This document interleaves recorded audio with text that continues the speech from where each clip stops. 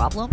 And the answer is, of course they're not going to do that. That is precisely the reason why they're covering it this way. So this was some gross coverage. Well, the ongoing strike by the Writers Guild of America is not only Australian. affecting movies and television shows, it's also having a significant impact on many behind-the-scenes employees and businesses that are essential to these productions. CNN's Natasha Chen explains from Los Angeles. Yolanda Sendejas Garcia, a janitor, was laid off from Paramount Studios shortly after the writer's strike began. Fewer productions means less to clean. Nearly 2 months later, she's collecting plastic bottles for cash. She's buying cheaper groceries and says she'll soon lose. Yeah, they're like, look at these selfish actors. this should be shame on the studios for doing this to their own employees. Yeah, it's this is life and death stakes for that woman, and it is not the workers who wanted this strike. Yeah. It's like they always conveniently forget that labor action only happens when there are talks leading up to it for months on end, negotiations, back and forth conversations, and labor action that also hurts the very same rank and file members of a union that choose to take this necessary but necessary but also relatively harmful to themselves step, are doing it because the bosses refuse to meet their fucking reasonable ass demands. So it's ridiculous to try to pin the blame here on one side and one side only, when I have said time and time again that if there is a singular individual who could end these strikes, it's never the labor union leaders that are democratically voted on. They literally have to negotiate as best as they can in order to maintain their position within the union. And also, those negotiations, the contract that they bring back to their unions, need to be voted in. They need to be ratified through the rank and file democratically voting on it to end the strike. Zaslav, on the other hand, or Sarandos, could single-handedly stop the strikes by saying, yes, we are going to meet your reasonable demands. We're going to give you a better share of the profits that you are generating for us. Yeah, I mean, and just in closing, I'll say that you look at that video and it's like, the problem is that there are people who have the power to kick this person out of her home or make sure she can't eat, to make writers lose their houses, their apartments, their cars. I mean, this is the problem. And the answer is that those masses of people actually come together and say, you know what, we're done. No more. We won't take it anymore. And when they do that, that actually chips away at that boss's power for every other worker under their employment, right? So yes, everyone is going through a very hard time right now, and the poorest workers are obviously the most affected. So a janitor at Paramount is going to have this affect her immediately in a way that, say, like a middle class actor isn't. But those actors losing does not help her.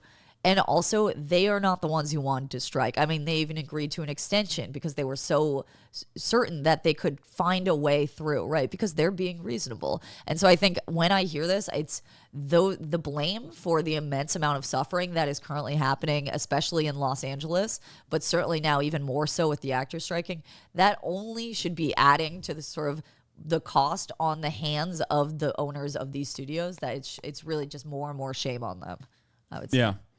And Absolutely. with that, I'm going to go get lunch and then write an article. So thank you, chat. Thank you so much for coming on, Alex. Yeah, it's Alex Press. Jacobin will have an article up that I'm writing today, sometime maybe tomorrow or the next day. And I'm on Twitter. I saw people posting the link. Yeah. So enjoy the rest of your streaming. All right, we'll do. Thank you, Alex. All right, let's continue watching this incredibly fucking mauling video. It's actually the fault of the actors that are striking that these people are suffering. Lose health insurance and worries about buying her diabetes medication. And now SAG-AFTRA has announced an extension of talks over its deal with studios. Look at that. Look at that. They look at the way they pair those two things up. Like, look at this juxtaposition. SAG-AFTRA, the real villains of this story is the unions and the actors, the rich actors that are fucking selfishly striking. Fuck you guys, man. But of course, CNN is owned by the studios. The same people that own the studios also own CNN. So make no mistake, of course they're going to fucking cover it like this. While its 180,000 members have already overwhelmingly authorized a strike, these actors could add to more than 11,000 writers already on the picket line and halt more productions. The few savings that I had are going away. When am I able to work again, or what That's am I crazy. going to do? That's crazy. These two concepts are actually married to one another. And yes, these two concepts are related to one another. But the way that they're covering it is so frustrating. It is such a fucking awful way. It's such an awful way to make this kind of coverage. I hate that. Like, the reporter is basically accusing the other striking workers for single-handedly being responsible for this person's financial demise when it's her fucking bosses that haven't given her enough of a comfortable nest egg. Is the fact that her sector is not unionized, that doesn't allow her any sort of safety net, that her bosses certainly are not going to give her at times of like economic instability.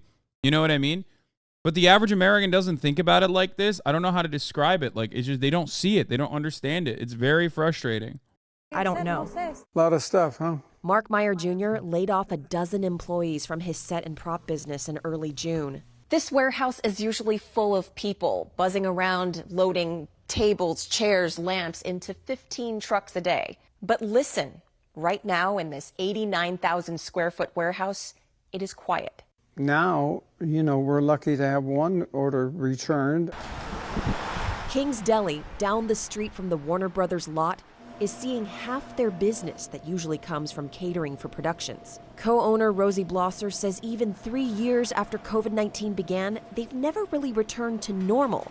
Now with the strike, I'm trying to figure out, what can I do today to keep it going? Corey Lavelle does not know the answer either. We're all dying out here. She says she was forced to move her floral prop business to a new location at double the rent just before the strike began. We still have the paper tags hanging on the doors that describe whose office it is because they haven't had a chance to completely get set up yet. She's laid off all but one employee. Dude, it's so fucked up. Look at the profits of these mom and pop business owners, dude. It's really fucked up. They're dying out here. Hey, why don't you ask their workers if they like that? Why don't you go ask the laid off fucking workers if they enjoy being fucking laid off by their bosses as they work, they toil away every goddamn day with no adequate protection whatsoever? Why don't you ask those workers if they were to have the power to also be able to make serious demands and demand that they get a better return of the profits that they are generating for their bosses if they would take that deal or not? Of course they're not going to do that. That is precisely the reason why they're covering it this way. This is such a LA-centric topic. Like, honestly, if Hollywood never produces another movie, what will change the world? I am going to kiss myself. I am going to kiss myself permanently. I cannot comprehend how fucking baboon-like so many of you dumb apes are in this goddamn fucking chat. This is supposed to be literally the one fucking community where people are understanding of labor action, no matter which sector it is. And there are still absolute fucking morons in the chat that are like, this is so LA-centric. Like, you're so fucking stupid. First of all, it is a multi-billion-dollar sector. They're quite literally showcasing how it touches every other part of Los Angeles and every other part of California. What would happen if one of these states in this fucking nation that has an economy the size of like most nation states, like the 14th largest economy on the fucking planet, what would happen if it just crippled and went nowhere? What would happen to the millions of Americans that live there? Shut the fuck up, you dumb bitch. You fucking watch movies every goddamn day. You love watching that shit. You love watching that fucking slop. And then you turn around and you sit here and you act like all you do is read State and Revolution all day, every day. That's your only form of fucking entertainment. Shut your stupid fucking mouth up. Billions of people watch movies. Okay? Entertainment is an understandable facet of people's experiences, people's lives. Shut the fuck up. You're not above it. And even if you personally don't watch a single fucking movie for the rest of your goddamn life, it doesn't fucking matter. These people are not making movies and going, oh, well, it's subjective. You didn't fucking watch it. You didn't fucking watch the movie, so it's not for you. It's about something more important than that. It is about something that is foundational to how capitalism works. If you consider yourself to be a leftist, you need to understand this, okay? They want more of the profits that they are generating, that their bosses are stealing from them. That's it. The same exact thing can be said for the person that was working at the deli. The same exact thing can be said for the person that was working at the warehouse, okay, that was laid off. They all have the same class interest. They want to work the least amount of hours for the most amount of pay. Their bosses across the board, the side that you hear from CNN, also have the exact opposite interests, but the same in their own class. They want you to work the most amount of hours for the least amount of pay. They want to pay you as little as they can get away with. This has nothing to do with whether you like the Flash movie or not, okay? I watch mostly anime. Do you see me going, I only watch anime, and that sector is completely non-unionized, and they fucking basically kill everyone other than like the voice actors that get involved in a project, and so I don't even care if this doesn't happen. Like, no, I don't give a shit. Because it's not about that. It's about understanding that every one of you, because none of you are fucking, corporate landlords or CEOs or executives. Let's be fucking really real. You're mostly workers, and probably not even as highly paid workers as someone like myself, for example. You have more to gain from a situation like this coming to fruition. You have more to gain from grabbing on to corporate power and pushing back and actually clawing back some of those profits that you and others just like you in every other sector is creating for their bosses. This is all that the union action can be reduced to, okay? Understand that you are in a similar position.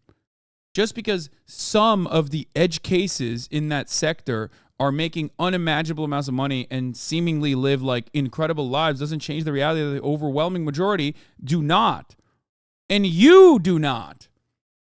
So instead of feeling envy, try to build some mechanism of pushback against your bosses in your workplace. The size of the entertainment industry in California is $64 billion. The GDP of Montana is $65 billion. It would be like if Montana and its population just disappeared tomorrow. Yeah, it's ironic, exactly. Like, why am I covering train worker strikes in the UK or NHS strikes in the UK? I don't benefit from that. Why do I cover it? Because I recognize that internationally, workers of the world have the exact same class interests, okay? When it comes to commodity production, they are doing the same. Some might have better benefits, some might have less benefits, but ultimately, the same exact principle that I just mentioned, the same exact class interest that I just mentioned exists in every sector, in every country. Okay? So don't come in here and try to fucking instill some kind of like idiotic class division when this is the one fucking place on the internet where you're not going to get the CNN style coverage. Like, shut the fuck up. Jesus Christ. You love solidarity at the top of the hour and complain when I run a fucking 3-minute ad break, even though this time I'm going to run a 1-minute ad break. But when it comes down to it, you're like, oh, I can't see anything outside of my own little nose, okay? I got horse blinders on. I don't think Brad Pitt needs more money, says Seal Puncher. Shut the fuck up. Don't do that. I know you're joking. Shut the fuck up. Don't make this joke right now. There's people who are unironically saying this shit. The 100-day WGA strike in 2007 and 2008 caused more than $2 billion in economic damage. The Writers' Union says adjusted for inflation, that means their current strike is costing the economy about $30 million a day. The overall economic impact is far more widespread across the country than it was last time around. The Milken Institute's chief global strategist estimates that even outside of California, there will be at least a $1 billion loss this time in major film hubs like Georgia and New York, impacting people never named as part of making movie magic. We're so below the line, we're below the credits. Who are That's so funny. Like, yeah, neither do the fucking key grips of the Best Boys. Like, what are you talking about? That's so, I hate this. Like, yeah, it sucks. It sucks when an entire sector that's worth $65 billion is shut down, right? It sucks. It absolutely does suck. And then there's also all of the tertiary industries that are like making an additional multiple billions of dollars on top of that. Here's one solution. Make the bosses meet the fucking demands of the workers. That's it. Or essential nonetheless, waiting for an agreement on a contract. If you were not in a similar parallel industry, would you still care?